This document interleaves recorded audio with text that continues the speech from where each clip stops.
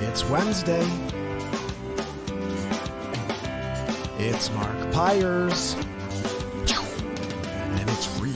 I was walking down the road today, looking for another way To ease my mind know my living. and help my living. It's Real Talk. It's the daily variety show, Mark Pyers Real Talk. I'm here to help you make smarter moves, to amplify your current state. And I'm here with you on the 380th day in a row of Mark Pyers Real Talk.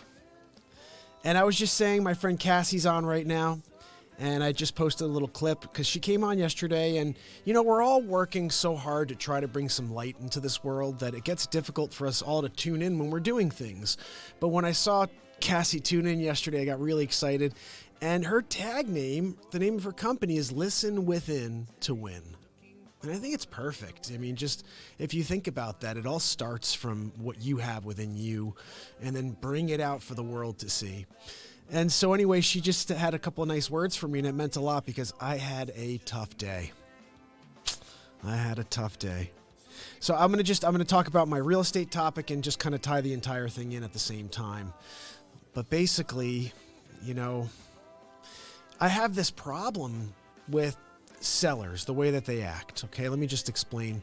When you put an effort out there for somebody and you get to an end of a term, and instead of them looking at the work that's been done, they just say, you know what, we call it agent roulette. Let me just hire a new agent.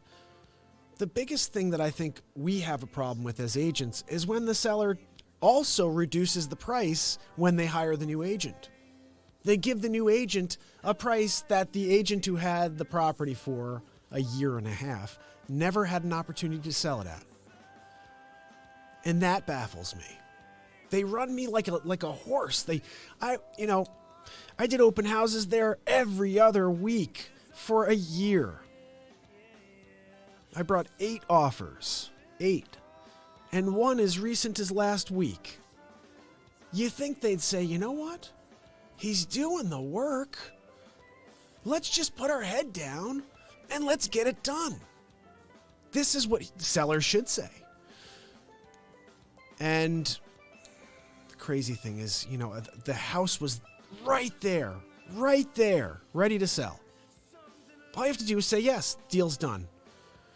So now it's just a very frustrating thing when this happens because there's no loyalty in real estate.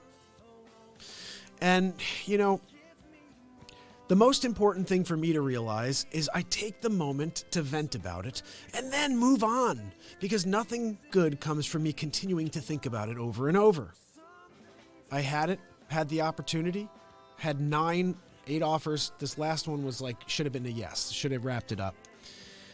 But, you know, there is no tomorrow for me on that property, which is unfortunate. I did all the work.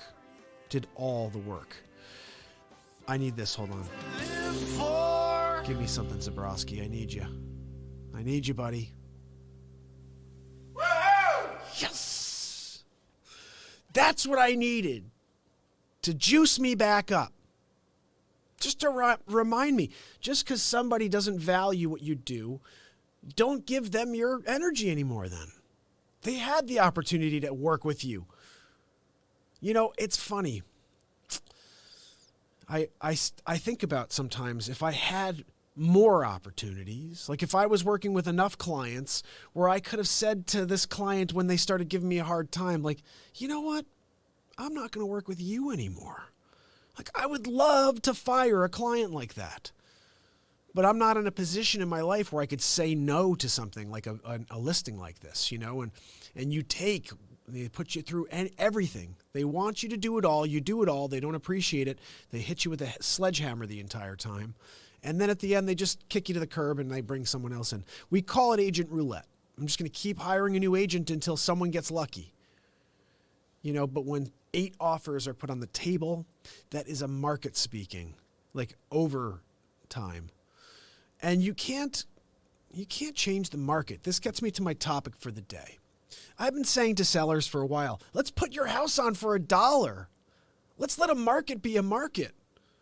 Why doesn't anybody treat real estate like eBay? I tried to sell an iPad on eBay 3-4 years ago. I put it on for like $259. I think I even put it free shipping. $259, free shipping, 7-day listing. And it sits there for 7 days. Nobody buys it. And before I relisted it, I said, you know what? Let me look at the market. Let me see why this is happening. Because I'm looking, all of a sudden I start doing the research. Okay, I'm on for $259 free shipping, not selling. I see him trading for $267, $273. I'm like, why are these people paying more for these when I'm offering free shipping and it's $259? Because those people all started at $1 or 1 penny. And let a market be a market. And what do you know? Before you know it, you get really close to the end of that auction. And these people start fighting. It's the human condition. I'm not going to let that guy beat me. I'm not going to let that person beat me. And then you just try to win. It's not even about the product anymore. It's about the win. And I think that's something that's just a human thing. So if you are a homeowner and you're in a market like I've been in for the last, I realize this is my 13th year in real estate. That's pretty sick. 13 is my favorite number going into 2020. So look, no matter what, even getting kicked in the head today by this client, I'm going to get back up. I'm going to get back up. I'm going to find a new client tomorrow. I'm going to find a new property to list tomorrow. That's what I got to do. And this is also driving me to start focus. I'm going to start making phone calls to line up speaking engagements. I want to get in front of people. And if I could start doing that when I'm in between selling real estate, I think that would at least be something I could enjoy my happiness. What I'm doing is keeping me happy, okay? Coming out here. And when you get hit, you need something like this to level you back out. So I've got that here on Real Talk, thank God. And I'm going to get over it. You know, it just hurts, guys. It does. I've had people do this to me in the last 13 years. You know, you work so hard and there's no appreciation for that work. And the craziest thing about all of this, I think you guys know this about real estate, you don't get paid at all until you sell. So I worked for free for them for 1.5 years and they just slit my throat today. That's basically what happened. And you know what? I'm here. I'm not going to come out here and be like, oh, it was the best day in history. It wasn't the best day in history for me. But I'm going to turn it around because I refuse to be defeated. And, you know, look, here's the other thing. I know some people will be like, geez, I can't believe he's talking about a defeat like this because that doesn't make him seem like he's a very good real estate agent. You know what? Look, you can be the greatest real estate agent in the world. If someone's not willing to sell their home for the market value, it doesn't matter how good you are as a realtor. That doesn't matter. It's all on the seller, on their motivation. I learned my sellers weren't motivated for me. They're motivated for the next guy. They gave it to him at $50,000 less. The number I asked to list it for the last year. I said, if you guys put it at this number, it will sell like this. If you put it on at this number, it will sell like this. No, we're not ready to do that. We're not ready to bring it to that price. But if you do that, you'll sell immediately. No, we're not ready to do that. Let me just keep riding this young guy. Let's see if he can get it done at this higher number. And then, you know, holiday comes around. I had 3 people interested in this property. And they said, you know what? We're going to just take it off the market. Now, I've been here telling you guys for the last 4 months, you don't take your house off in the market during the holiday season. You leave it on because homes are selling. And I've had so much activity at my listings, but they decided to take theirs off the market. Well, what do you know? They relist with somebody else. The mentality here. Now, this has been on the market for 5 years, so should I be surprised? They've continued to make bad move after bad move after bad move. Why should I be surprised that they've decided to cut my throat after I did all of the work correctly and brought 8 offers and put them right in their hands? The last one blows my mind. We were at the numbers. Everything was where it was supposed to be. And they decided to just move forward and relist. Like, I don't get it, guys. I don't get it. And not that I should think that everybody should go around thinking about the welfare of others, the people that they work with. But when someone works for you for 1.5 years and you know they have a family and they're working to earn for that family and you cut their throat after all that hard work, it surprises me the cold world I'm living in. every day where I feel like we're making a difference, and maybe the people around me are going to start to change and just be kinder. Something like this happens, and it reminds me that I have so much more work to do. And even the people that I'm standing right in front of are so out of whack with what's real and what they should be doing. I mean, if anybody worked for me for a year and a half and worked the way I work, I would never go to I'd just be like, look, hey, what do we have to do to wrap this up? Well, honestly, just put it back on the market, because we were there when you decided to take it off the market this holiday season. But yeah, the number I told you for the entire year, whatever, that number, if you put it on there, it's going to sell. But I never had that opportunity. So if you're a seller, just let me explain something to you. If you are a seller, you're selling your home now, planning to sell your home. If you have a realtor working for you and they work their tail off and the market doesn't bring you the buyer, don't blame the realtor. Blame yourself. And price the home correctly with that realtor. They put the work in. Don't just go to the next realtor and give them that great number to offer the market. They've just given this guy the opportunity to not work at all and sell the house after I pushed it for a year and a half. The amount of times I went down there to show it, because I couldn't show it just with a lockbox. I had to show it every time. Open house every other week. It's real, guys. No appreciation. My friend Phil, I don't know if Phil's going to pop on today. Sometimes he hits here over on YouTube. I met Phil at this property. And the other day he was like, did you sell it? I saw it's off the market. I'm like, well, I have a buyer, but it doesn't look like it's going to come together. And they're probably just going to relist with someone else. And he was like, you got to be kidding me. You worked so hard on that listing. I'm like, yeah, I work hard on every listing. I work my tail off on every single listing because I'm a young guy and I'm going to be doing this for the next 30 years. And I want to make sure they say this guy worked his tail off for me. He didn't sit back and wait for a buyer. He went out and created action. But 8 offers, I guess that's not good enough. Hey, Michael, I got to click on here because I'm not seeing anything today on my chat here, but I think if I open this up, let me shut them. There we go. Now I can see Michael's on here, my buddy. And Kamika, hey Kamika, how you doing? I am doing great today. I'm doing great now that you asked me, Kamika. It started off a little rough, but you know what? We are going to turn it around. Michael, you are the best. We have to turn around our bad days. We can't dwell on them for too long, and I know it just happened, so I probably should spend a little bit more time. I spent a year and a half on this. Think about this. If I am 41 years old, that means I started on this listing when I was 38 and a half. Is that right? Yes.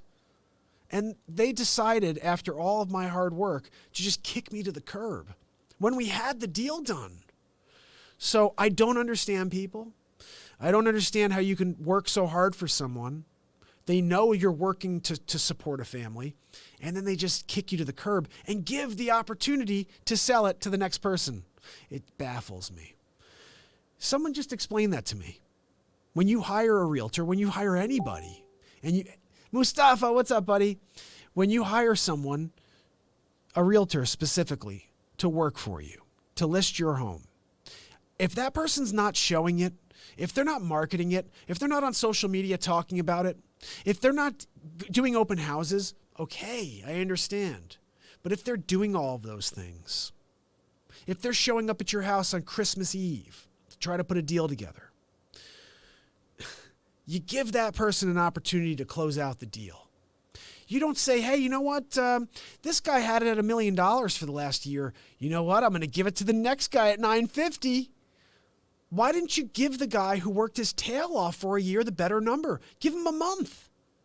Give him a month at the new number before you just take off and go to the next person. It doesn't make sense. You're letting the next person come along and do zero work and capitalize on all of the work from the first guy. I sold that house already. It went on the market today. It's going to sell in the next 4 days because I already did all the work over the last year and a half at $1,550 to sell it. You understand? So it's very frustrating, guys. Very, very frustrating.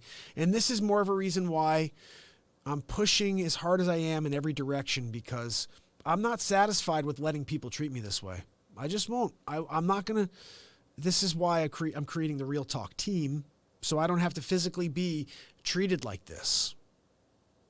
I mean, honestly, guys, if someone doesn't do the work, if someone's not stepping up and they're not actually performing, okay.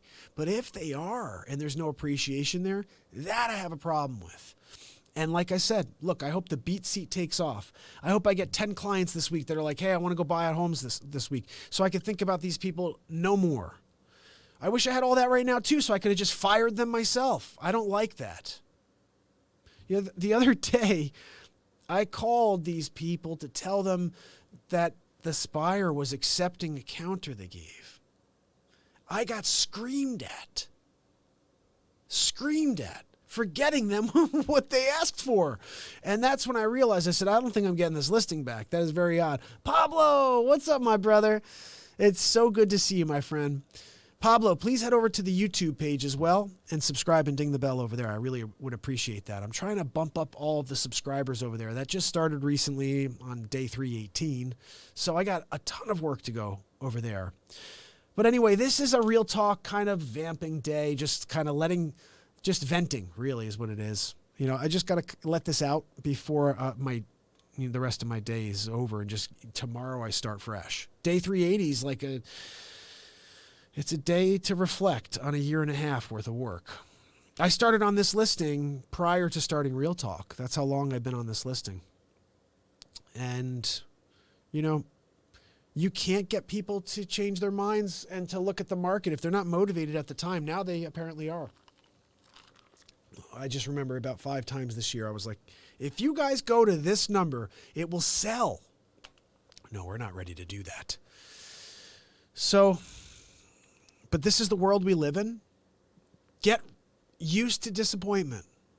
Get used to doing the work and then being disappointed when somebody else doesn't appreciate it or doesn't do the deal that they should do.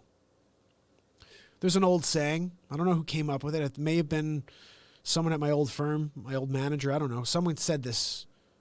Very smart people make very bad real estate decisions. And it's true. I don't know why. I do know why. Because they're so smart, they think they know how to do everything. Oh, how hard is it to do a real estate transaction?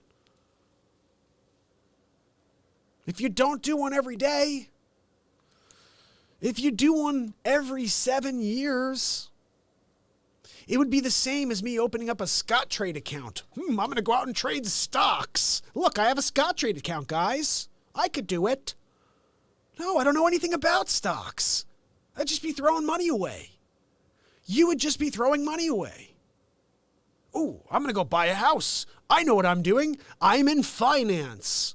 I'm a lawyer. Well, lawyers actually would know what to do. But, you know, in general, just because you are a professional in some trade, it doesn't mean that you have the ability to take on real estate agent. And not that what I'm doing is that advanced, guys. I'm not saying that, oh, you need to have a degree. And no, you just have to take 60 hours and you have to understand and take tests in order and keep your, you know, every 2 years you do another 12 hours worth of, I mean, it's not like you have to be a brain surgeon, okay? But you do need to know the process. You need to know the pitfalls. You need to understand what to look for and who to work with. And understand, especially when you come out of the New York, especially to Westchester, to Lower Fairfield County, you're not paying for a real estate agent. So your benefit is to find someone like me who's going to work for you. Somebody's going to go out there and do the research. Because if you tell me, no, I don't have a job, I'm going to drive around and I'm going to understand the market in Greenwich, Connecticut, or the market in Darien or New Canaan. Okay, great. But most likely you have a job. Most likely you're out there trying to earn a living so you could buy this eventual home that we're going to find. So let me do the work for you. Let me go out there and research. I'll find you all the great options. And then once we find the one you're looking for, I can give you the insight that you really need. Okay, well, this is how we proceed. What would you like to spend? Let's get a pre-approval, whatever. Everything we have to do is laid out. But the first things first, you need to figure out what you want. And the idea, you know, we're a society now where people don't call realtors anymore. People just want to do the work on their own. They want to go and do it on their own. Pablo, you're the man. Thank you. I'm so glad you're on YouTube now. That is the best platform, I think, as far as where the program goes, because all of the videos are like nicely laid out. Anyway, I don't know. Guys, I'm just saying, I wish I had somebody call me and say, look, I really need to sell my house right away. What do you think? Say, well, look, your house is worth, not that I know, but this is what the market says your house is worth. But let's put it on for $1. Let's let a market be a market, and let's just let people fight over your home. How about that? Let's just see what happens, because I don't think sellers realize this. You could say no to any offer. Someone comes to you and says, yeah, I'll give you $1. Say no. No, but you have it on for $1. Yeah, I know I have it on for $1. It's a no. You could say no to any offer. You could also price your home at any offer. I have it on for $20 million. I want to be at the guy at my cocktail party that says my house is worth $20 million. Ooh, how's activity? Well, I haven't had anybody show it in 2 years, but it's worth $20 million. Is it worth $20 million? Perceived value. That's what every seller has. Perceived value. You don't know what your home is worth until a buyer offers you something. A house is only worth what a buyer is willing to pay and a seller is willing to accept. There is no other variable on the planet. I'm willing to pay this. Well, I would never accept that. No deal. The best deals are a number you don't want to pay and a number they don't want to accept. Those are the best deals. Everyone feels like a little sting on the best deal. Nobody should get everything they want in a deal. It should be fair. Usually isn't fair. But I think if you put it on for $1, what you'd see is this. You'd see every person that has a pulse write an offer. Well, I'll give you $1. I'm saying no to that one. Well, how about $100,000? We're starting to get a little closer. Before you know it, you're up in the 300, 400, 500 range. I guarantee you, you get the same number you would if you priced your house effectively in a market.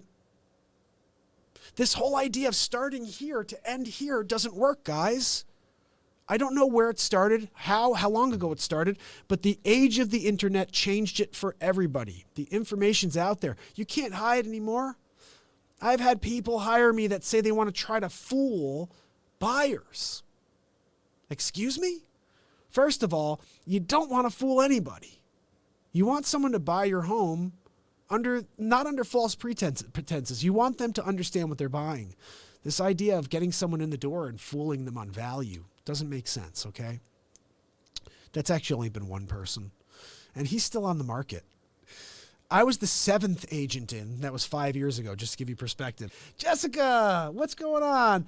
Jess, if you could head over to YouTube also and subscribe and ding the bell. That's where the show is best. Because right now what's going on, you may be able to see me. Hey, I'm over here in the background too. Can you see my face through the screen here? Because this is my hand. I'm filming my laptop on Instagram now. It's a shame because Insta was like my place, for the first 318 days. But Jessica, when I started getting like real stuff like this, I mean, come on. I got my signature on the screen. And check out over here in the corner. Look, right over here. You could follow me on all of those platforms right there.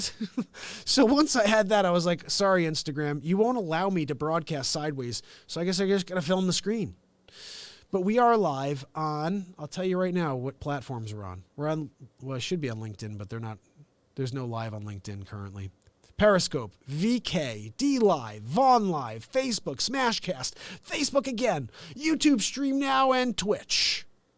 We're live on a lot of channels right now. I don't know if anybody's tuning in, so if you are, say hello over there.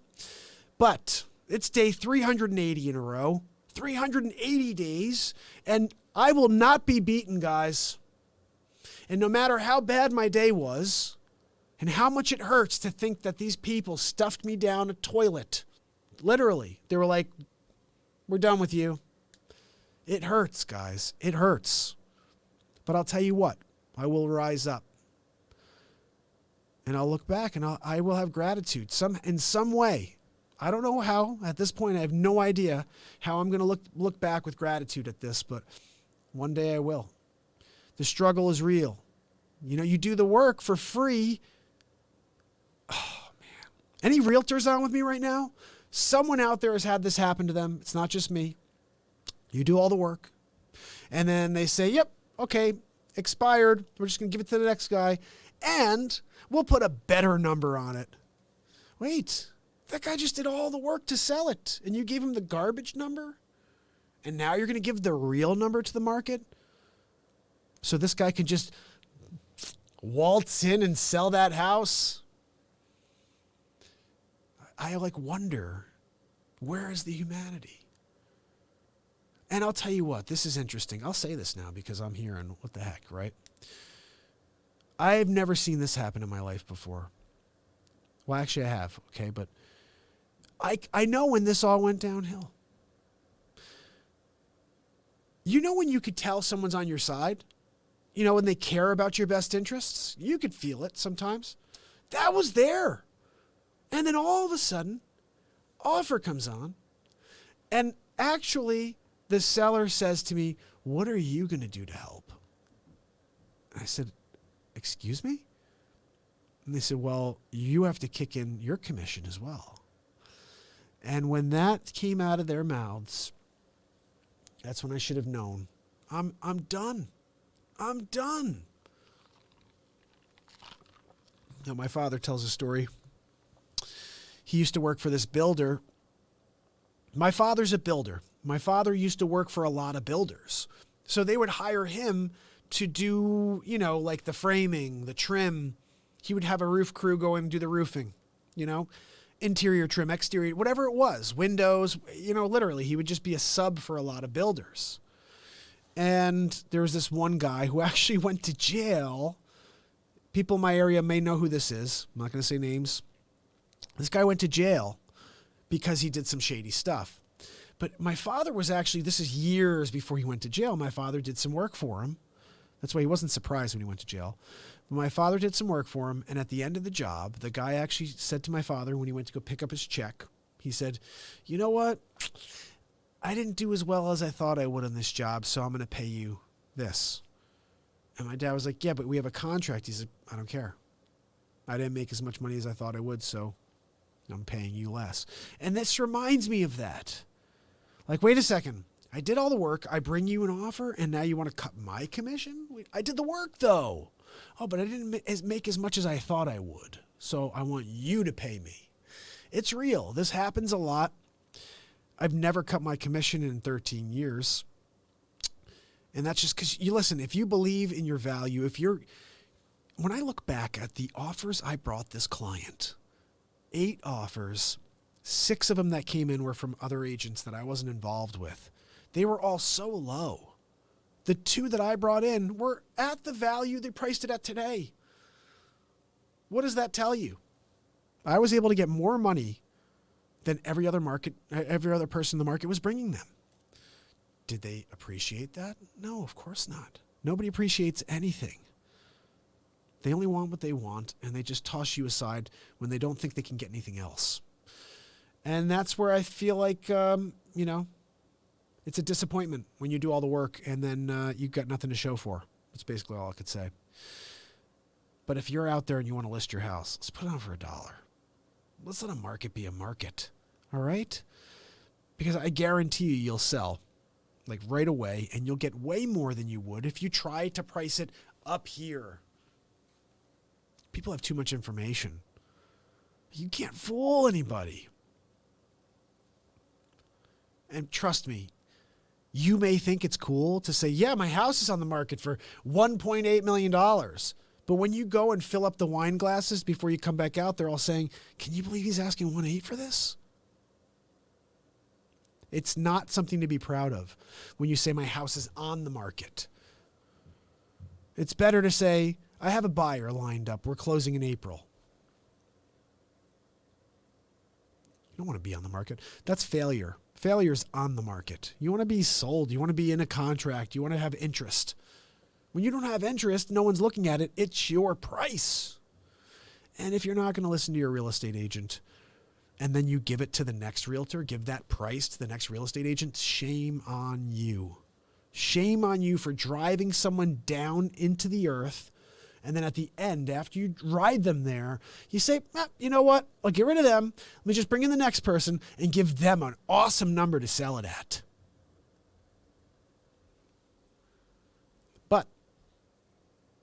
reflect on it and move on. That's what I'm doing. So let's get to the news. I got a couple of stories for you. Some good news today, actually, guys. Let's see what my stories are. This is real estate related. Let me get some music on here. Oh, yeah. My little improv here. What do we got? So this is something I want you to be aware of. This is happening right now, guys. Raleigh family out $1,700 after scammer rents them a home on Zillow that he did not own. So check this out. A North Carolina mom is out $1,700 after she rented a home on Zillow from a scammer. Guys, this is why you do want a real estate agent representing you, and you don't want to be going rogue and making phone calls directly to people unless you know what you're looking at. Let's see what we got here. If you're considering renting property from an online real estate marketplace, always proceed with caution. While these platforms were created to simplify the renting process, they offer ample information to the general public that could be used to pull a fast one on you. One North Carolina woman got bamboozled out of $1,700 after she rented from an unknown man who didn't even own the home. Mom Lavonda Stilley was looking to move closer to her job with her kids, so she turned to a popular app, Zillow. Ooh, the old Zillow. Let's see. For each listing she was interested in, the app promoted her to enter contact information, her monthly income, how many people would she be living with in the house, etc. A man phoned her about one of the properties she was interested in and instructed her on how she could access the home to tour. She went to the address and obtained the key from the key box. Now here's the question. How did she get into the key box? It may have just been like a 5723. Like we have automated key boxes up here. Maybe they don't down in North Carolina. Don't know that one. Anyway, she obtained the key from the key box, following the directions the man gave her. She committed to the home right after walking through. I was so eager to get the house quickly because I had to get the kids into school. Hold on, I gotta get my glasses on, guys. I can't see anything. Stilley wired $1,700 to the man and kept the key from the lockbox. She never met the man who she was renting from. Shortly after she had settled into her new home, a couple entered trying to tour it. They had a key. They walked right in, Stilley said. She told them her family had already rented the space and sent them away. When another couple tried the same thing the next day, she called the police and learned that she had been scammed. It turned out that the man she rented from had no association with the property or the company who owned it. The number she had called from was now disconnected. There are a couple of things to take away from rental nightmare stories like this one. One, having a key to a property and paying deposit doesn't mean anything when you're dealing with a scammer. Scammers can easily duplicate keys, and their main goal is to always get your cash into their hands before you realize you've been scammed. The Federal Trade Commission elaborates on how scammers typically go about their business. They can either hijack a listing by changing the email address or other contact information on it, or place a modified version of the ad on another site. As in Stilley's case, I guess she had done that. The altered ad may even use the name of the person who posted the original ad, but just provide different contact info. Scammers have even been known to break into email accounts of property owners. Listings may also be entirely fabricated. The property may not even be on the market, or it could be a completely bogus address.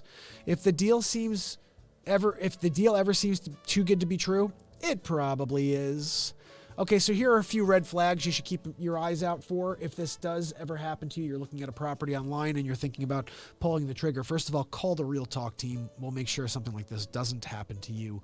But here are a few red flags to be looking out for. You're asked to wire money. Obviously, landlords want your deposit in their hands soon after signing the lease, but if you're asked to wire money, that's just fishy. If you can pay with a credit card so there's at least a trail of where the money is going. At the very least, use a check. Money should never be wired. You're asked for a security deposit or first month's rent before you've met or signed a lease. Nope. If the landlord is money hungry before even signing the lease, you walk. Also, he or she should never be asking for an amount of money other than what is stated in the listing. This is true. The landlord says he's out of the country. Now, this is another red flag.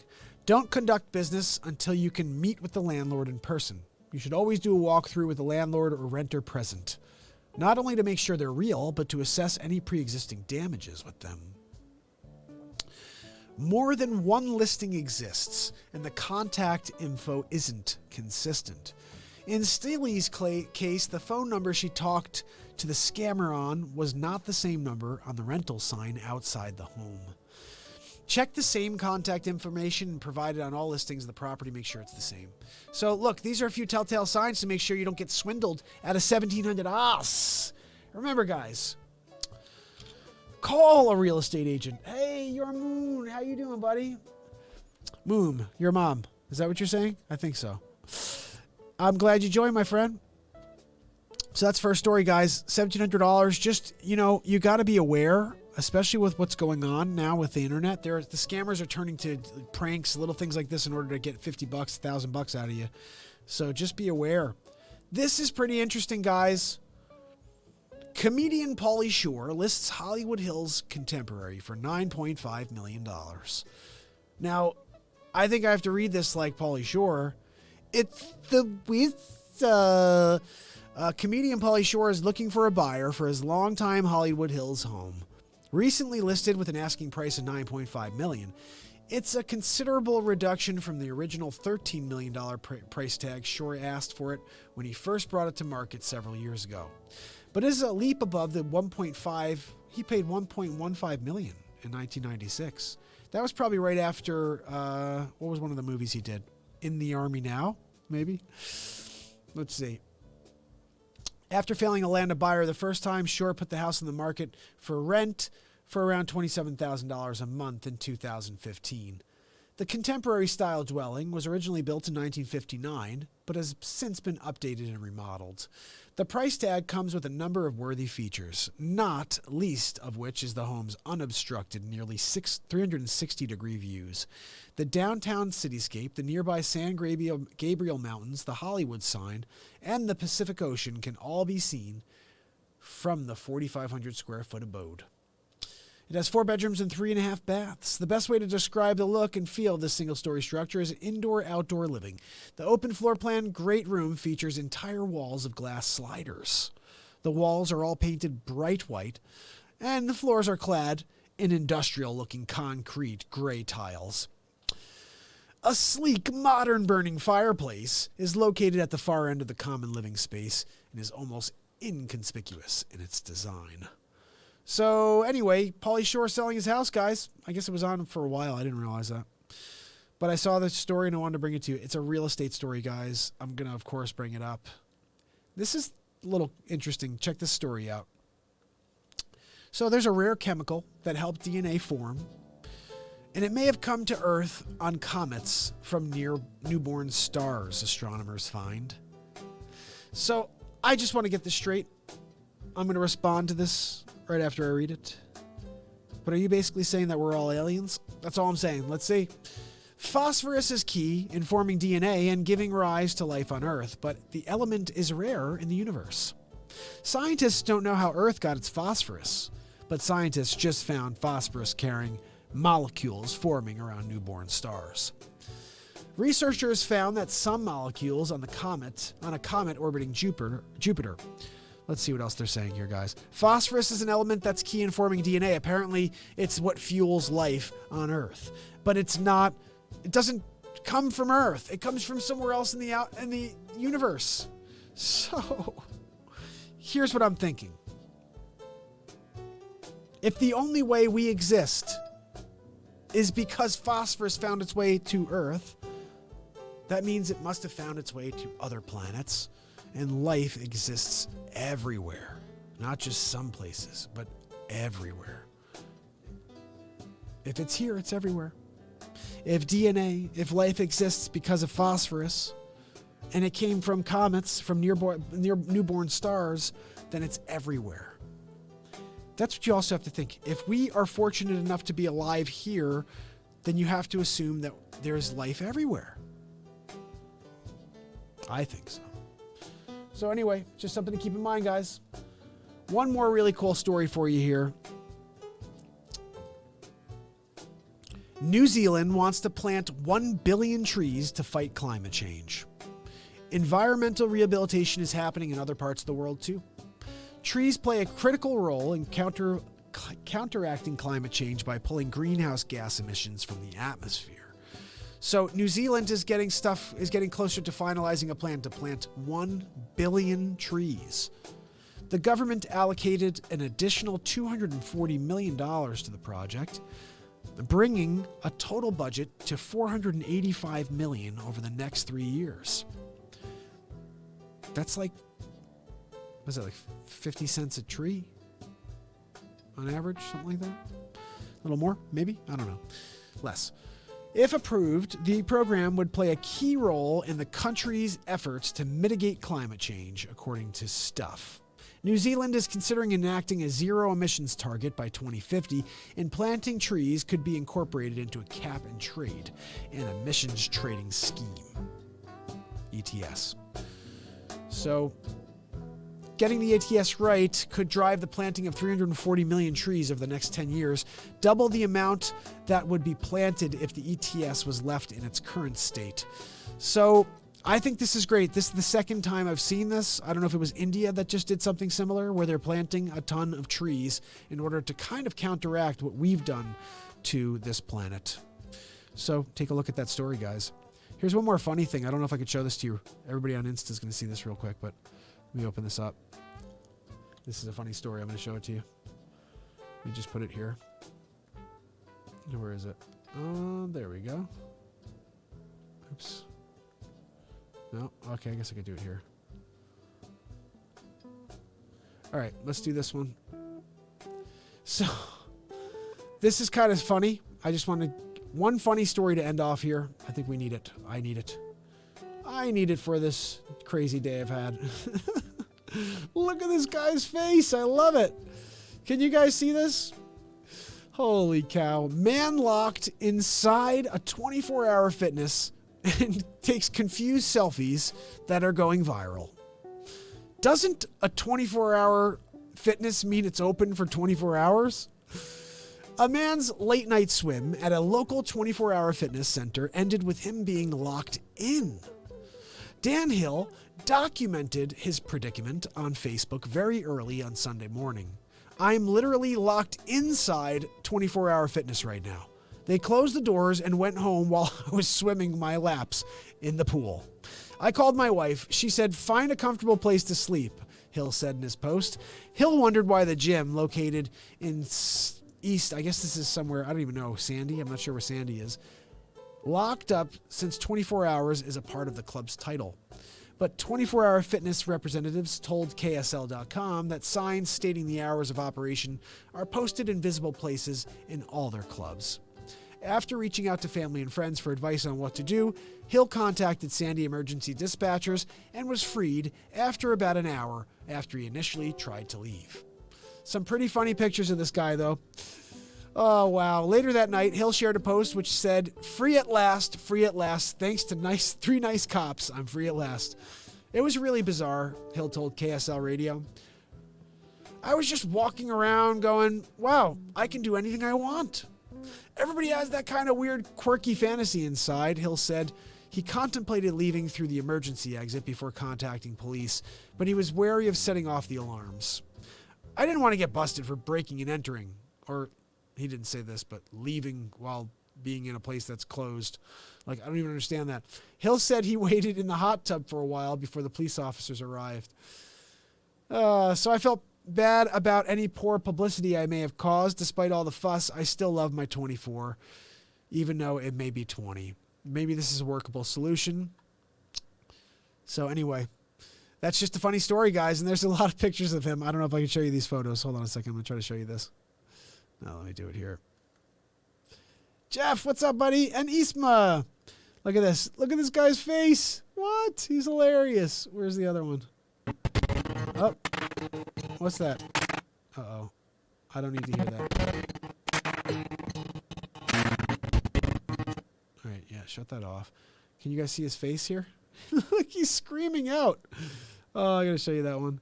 He's screaming out. He's like, hello, anybody here? Oh, I needed that. I needed a little laugh track. Hold on.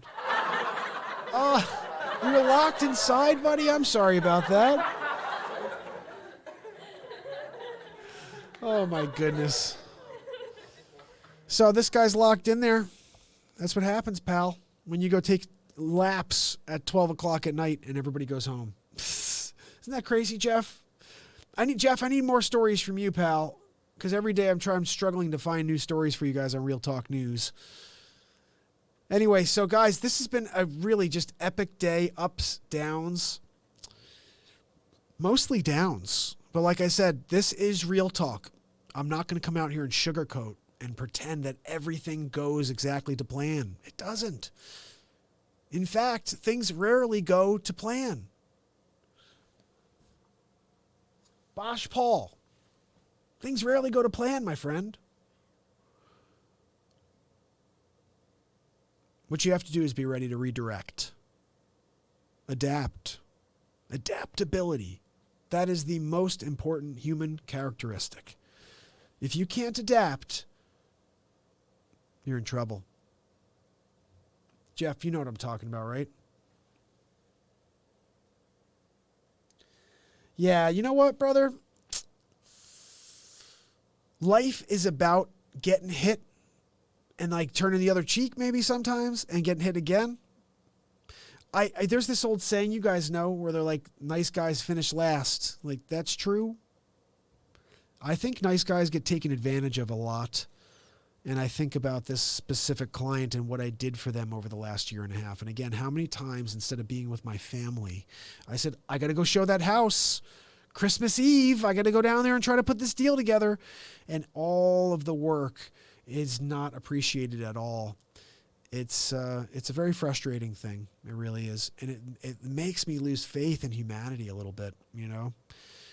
And maybe just not necessarily humanity, but in this business that I'm in, this real estate business. It's like, you know, do I really want to be in a business where people just abuse you?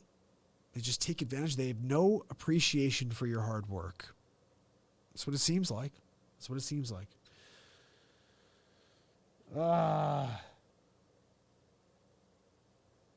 How do you get through that? I'll tell you how you get through that. You realize that complaining gets you nowhere. You do need to reflect. You need to reflect and you need to make sure that you did your job. And I look back and I'm saying, yeah, I did. I know I did my job. So it then comes down to being fine with that people suck. I mean, that's what it comes down to. Some people really are terrible human beings. And they may not show you that for a long time. And then at some point, they pull it out on you when they say stuff like, well, you need to put your commission in. What are you going to give? Excuse me?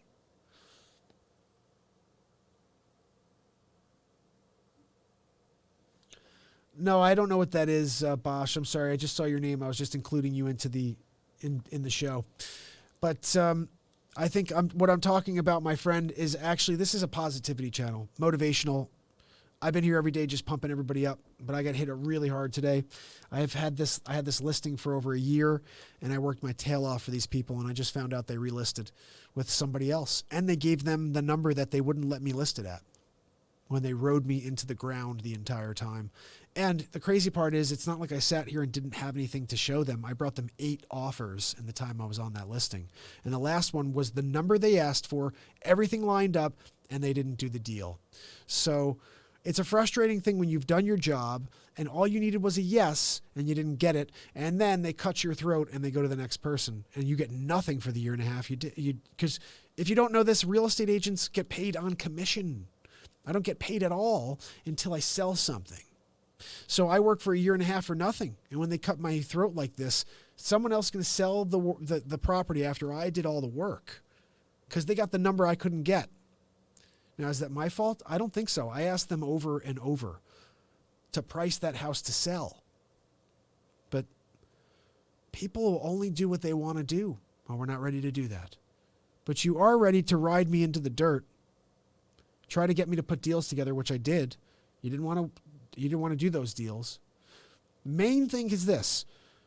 I bought my house with a Hubbard clause. I just want you guys to know that. Hubbard clause means I need to sell my house before I could buy your house. But I love your house. I want to buy your house. When I did that deal, I was able to work that. My seller on the other side was like, okay, we'll do a Hubbard clause. This seller wouldn't do the Hubbard clause. I'm sitting here trying to work a deal. Someone needs to sell a house. They won't do a Hubbard clause. So in general, some people understand what it is and they don't like it. If I'm a seller and I have a deal in my hand, but I can market to other people, I can try to sell to someone who's active, ready, willing, and able, that's the best of both worlds, but I couldn't get them to understand that. And unfortunately, like I said, now I'm sitting here and I'm just kind of venting on the entire experience, and I'll put it behind me and then I'll be done with it. And that's what I'm doing for today on 380 is I'm kind of venting. So, and that's what I think I have to do for you today.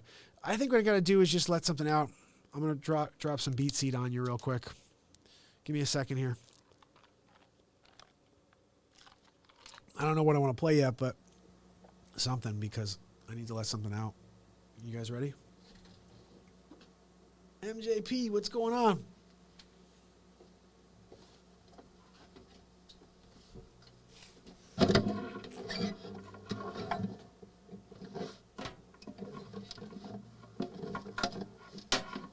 Really?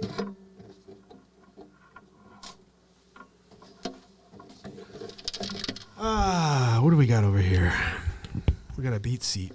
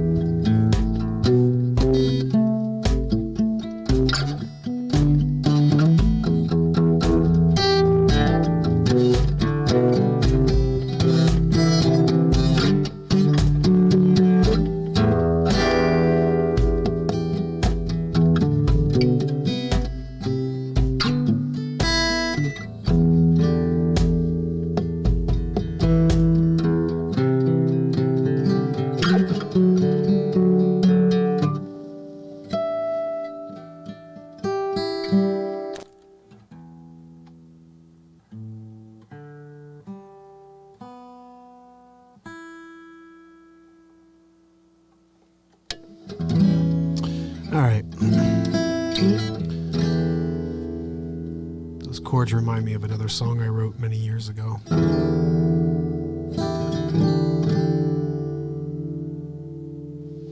Let me try to play it. It's called Falling Down. Falling Down is kind of a good song for today, isn't it? I think so. Let's see.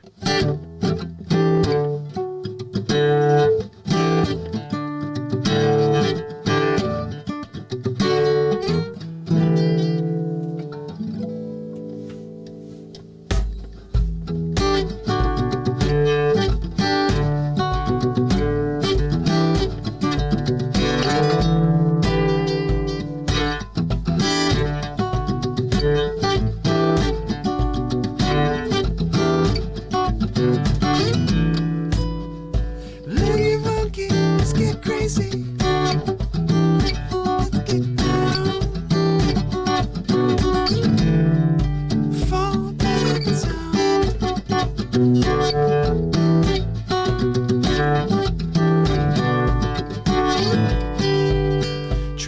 to find your attention, let it all just pan around. The sounds of the ocean tumbles to the ground. It's the strong intuition that leads my ship ashore, exposing my emotions and takes my breath away.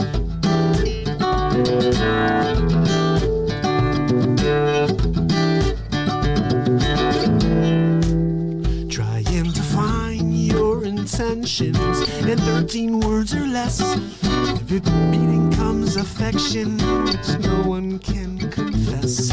Casted shadow spell deception, it leads my ship ashore, exposing my emotions and takes my breath away.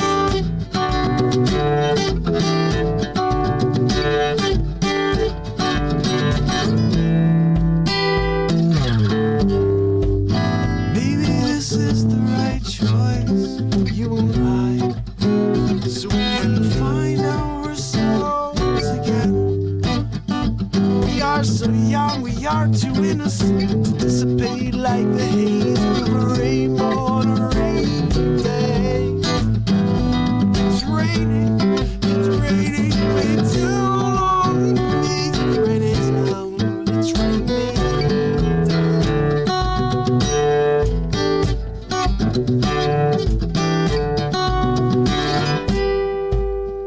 and everything that we do revolves around in circles, and it comes back, yeah, and it slaps you from behind. The guitar riff devours this moment of reflection. As I sing the seven seas, I'm trying to find my way. What is reality? To love one another, and so we play the games and fall back down again. Fall back down. You and I will fall back down. Let's get funky, let's get crazy, let's get busy. You and I. Let's get funky, let's get crazy. Let's break it down. Yeah, yeah, yeah. Fall back down.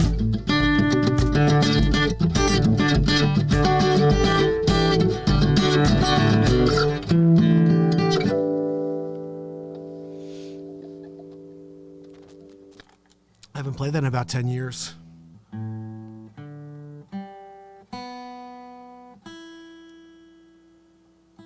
With the exception of the one belt at the end there is actually okay.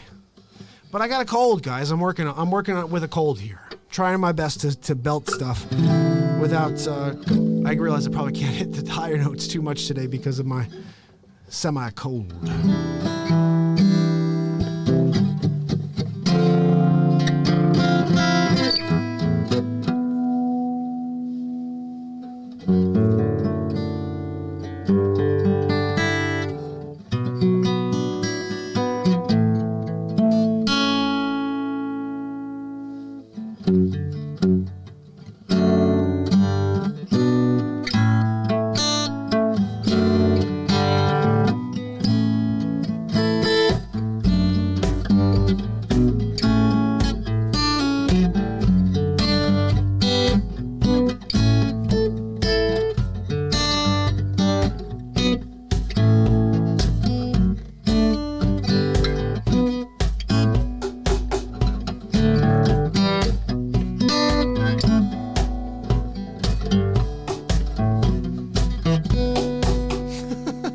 That's funny. Do you guys know that's how I originally designed this?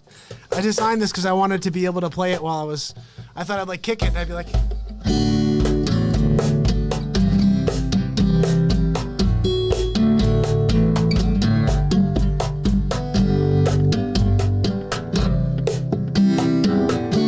That's what I was originally thinking when I designed this. It's like, look, at least if I have something here, while I'm strumming my guitar, I can... I didn't even realize I got another foot. And that foot, if I position my...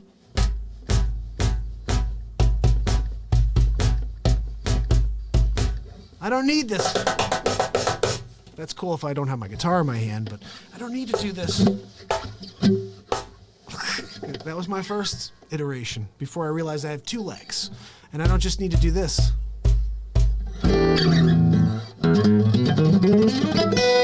If you guys want to check out the Beat Seat more, go to beatseat.rocks. You can order yours. I've got, oh my goodness, I got to build 18. How am I going to build 18? This is where I really got to just start passing the buck. Let somebody else take care of it. 18, really, guys? That's what I'm going to be working on tonight. I'll play you guys something here. I don't know. I got an idea. All right, let's try something real quick. One more song. You guys okay with that? I got one for you here.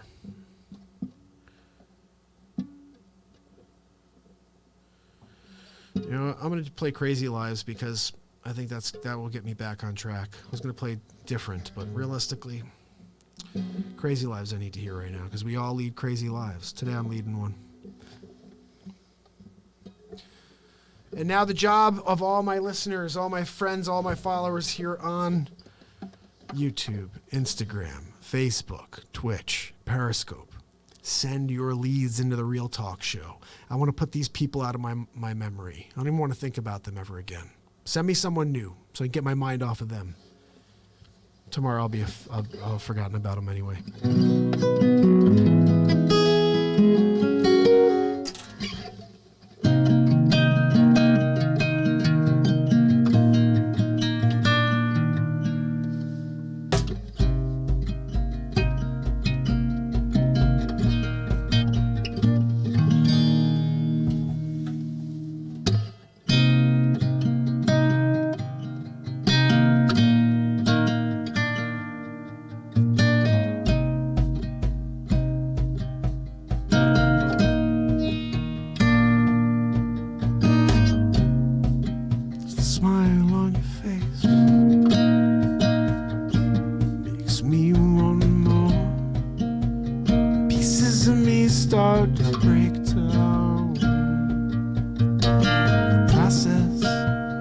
Finding what I crave. You can never call your bluff. You can never get your hands on the universe. It's never big enough for the two of us. One day you might find a way, and by then could be too late. We all realized, I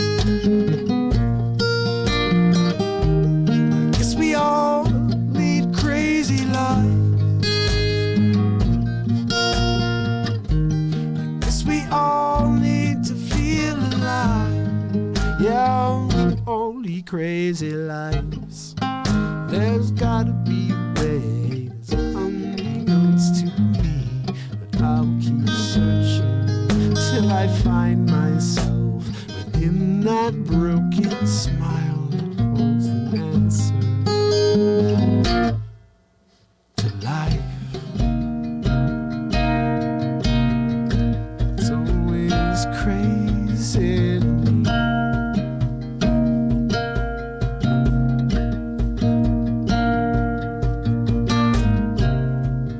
The way you sort me out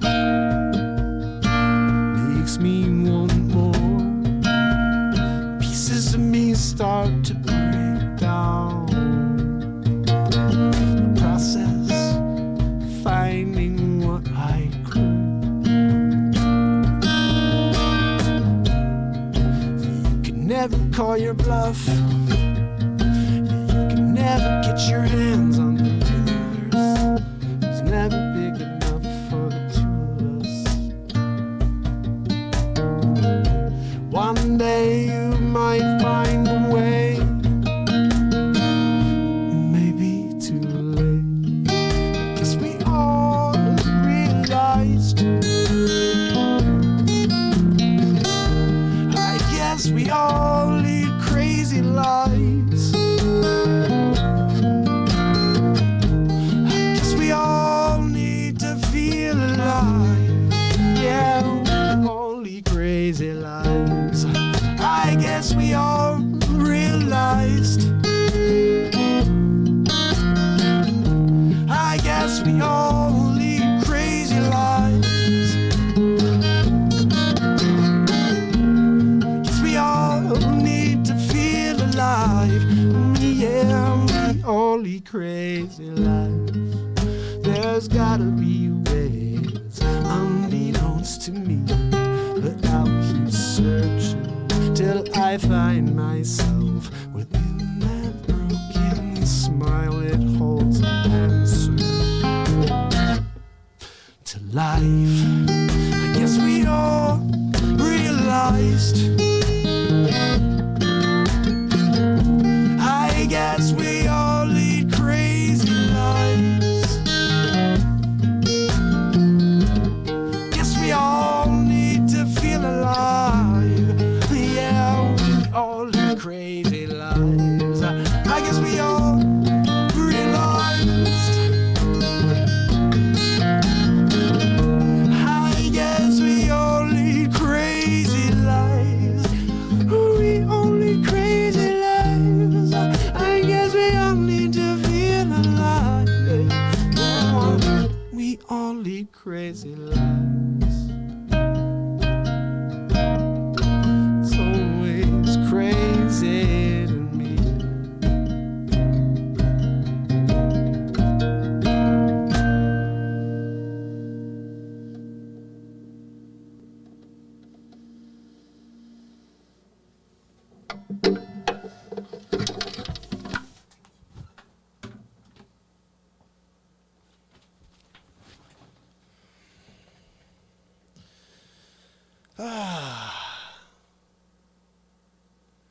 Yes, there are studio versions of these songs, my friend Petro. Go over to beatseat.rocks and scroll down to the bottom of the page. You can listen to every song I've ever released. It's about 33 songs that I've released to the public, and that Crazy Live song is one of them. And I forgot what I played first. Oh, Falling Down. There's a live version of Falling Down on the website. That is insane. Got the talk box in there. You guys ever heard the talk box? Like, I used to do some talk box stuff when I had my band, and that song is hot. There's also a song, Truth, The Truth. I played it yesterday. That one you can check out on the site, and lots others. I planned on dropping an album last year. I got a little overwhelmed. I planned on writing a book last year. Got a little overwhelmed. So what we're doing still is we're continuing on with the Real Talk program. This is day 380 in a row. I plan on being here every day for the rest of my life. I know that sounds crazy. It doesn't feel crazy. Nope, doesn't feel crazy in the slightest. In fact, I think I was meant to do this. I think this was what I was put on this planet to do, was to come out here every day and let everything come out. Express it all. I had to come out here and let this day of mine out so I can start fresh tomorrow and do something great. Can't do something great if you're letting the negativity of your daily excursions take you down a level. You know, they'd love for you to go down and just be in your own dwelling. Nope. I refuse to be defeated. Don't you understand? When you take a step back, you have to take 3 steps forward. You have to figure out how to do it. It starts with not giving up. It starts with realizing, okay, if they don't see what you have, let me find someone who does. Remember that story we talked about a few weeks ago? Man's on his deathbed. He has his son standing next to him. And he says, son, I have this watch. I want you to go and get it checked out. Go over to the watch store, ask this guy what he'll pay you for it. He comes back, he says, Daddy, this guy says it's like worth $100. It's really old. Okay, go down to the bar, ask them. Well, they say they give you like less. They give you like $10 for it. Okay, go down to the museum and ask them what they say. Well, they said it's worth $1 million. Don't ever find yourself in a room with anybody in life that doesn't value you for your true value. You know, get up and go. And again, if we were in a position, this isn't just me, like real estate agents in general, not really in a position to fire sellers and be like, look, you're a little too difficult to work with. There are many over the years that I should have fired. Couldn't. Because you have to hope you're going to get to the end of that transaction. Finish what you started. I did the work. Let me just finish it. Let me get paid for all the work I put in. No? Oh, okay. You're going to be that type of guy? That's who they wanted to be. Anyway, I appreciate you guys. We're in here an hour and 10 minutes in. This has become the norm where we do an hour plus on a daily basis. So I'm looking forward to tomorrow's episode, day 381, where I am over this negativity that came at me today. And back to normal. Back to the real talk norm. I mean, I have to say, I got a rental accepted yesterday. That was all finalized, that's a positive, and I've had showings like crazy on one of my other properties, which is great. But really, I need 10 more listings. I want to put those people in the rear view and never think about them again. And again, every time this happens, it almost makes me I feel like I shouldn't work that hard. Like, why am I doing that? Why am I working that hard if there's still no appreciation for that effort? You understand? I could have done the bare minimum and been treated the same way. This is my problem. This is my problem with the way sellers are in general. I could have done bare minimum and I still would have been treated the same way. I went crazy above and beyond and they still treated me like crap. This is what we deal with, guys. Until you can be your own boss and you don't have a client that you need to, it's when you are a real estate agent, you're doing everything and anything you can to help that client get out. But if they start disrespecting you, there's two choices. You either take it, you step back and you say, excuse me? And this is what I did the other day when I felt their energy shift towards me. Never had this happen in my life. They were always on my side. All of a sudden I'm getting screamed at when I bring them the number they asked for. This is when I'm like, excuse me, you asked for this. I bring it to you and I'm getting screamed at. And I could tell it was going south at that point, and this is exactly what I said, verbatim. I said, excuse me, I worked my tail off for you guys for a year and a half. I believe I deserve at least a conversation right now, not to be screamed at. It's not, excuse me, what are you screaming at me for? I just brought you what you're asking for. You're screaming at me. I deserve at least a conversation real quick to discuss this. Sometimes you got to just tell people they're being jerks. Let them know, And, I don't think that's the reason I didn't get it back. I mean, honestly, I didn't tell them they were jerks. I just said, I deserve at least the respect of a conversation, not to be screamed at and just pushed to the side. Okay? Conversation. Simple. Anyway, guys, random real talk for the day. I think we should just erase the entire episode. That's just my perspective on it, but whatever. It's here for good.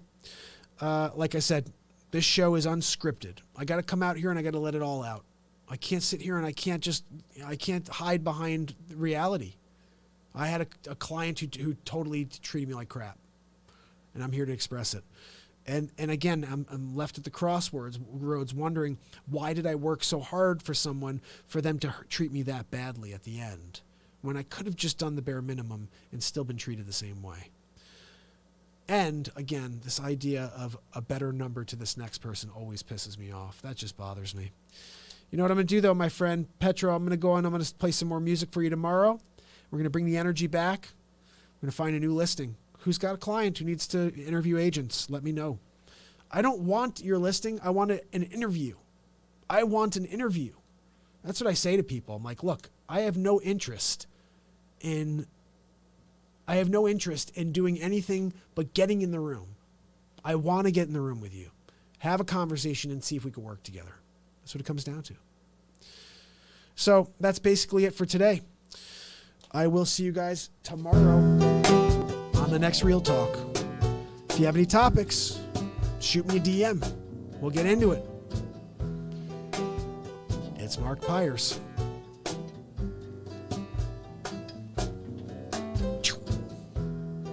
And it's Real Talk.